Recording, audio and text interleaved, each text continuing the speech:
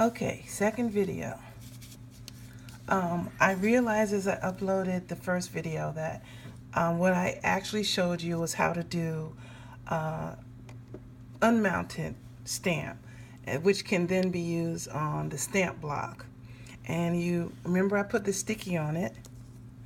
So you take the stamp block and you just press him on there. And see, he's stuck, he'll stay. And you ink the stamp up and then press it as you will. And if you didn't do that step, when you turn the block upside down like this, the only thing holding that stamp on was friction. So when you turn the stamp upside down to go stamp, pop, he falls off almost all the time. So the stampers came up with a way to get around that using the Tombow glue, which is I illustrated. Now, the unmounted stamp benefit is that you can see through it just where it is. So you have a pretty good idea where you're going to be stamping because you can see the outline of the owl. Whereas on the stamp block, only thing you see is this square, and of course the picture of the owl would go here and the stamp would go there, and that's what I'm getting ready to show you how to do. So I'm going to mount another one. Here's the small block, and I'm going to do this little one here. So the first thing is to find it on here, which here it is, and free it. And again, you pull the paper off, which is very sticky, and you take the wood block and you put it as close to the center as you can, and then press it down really, really hard so that that strong adhesive connects with the wood. Now comes the tricky part. You have to look, how did you put it on the block?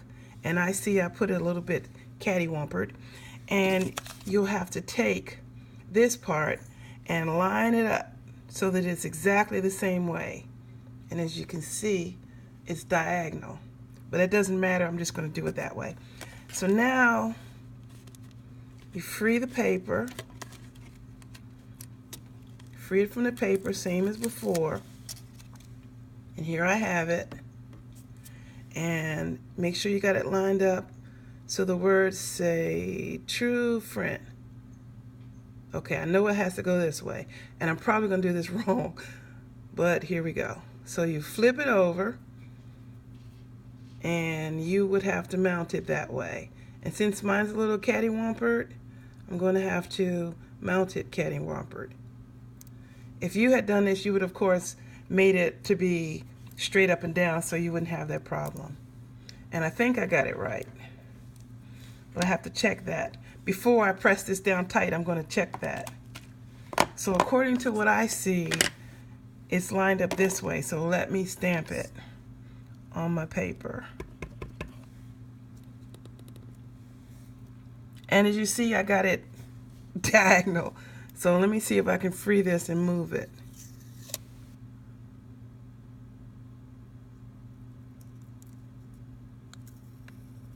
And this is probably going to come off because I've repeatedly put it down.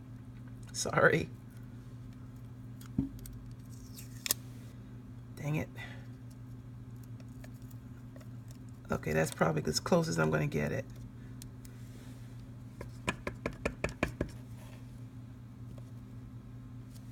There. As you see. Bring it a little closer. Okay, so that's how you mount the wooden stamp. Of course, I'm going to have to trim off that little extra part. And if I had done it right, there wouldn't be any. Okay, that's how you put it on the wood. And this is the unmounted version. Sorry about the shadow because I'm standing.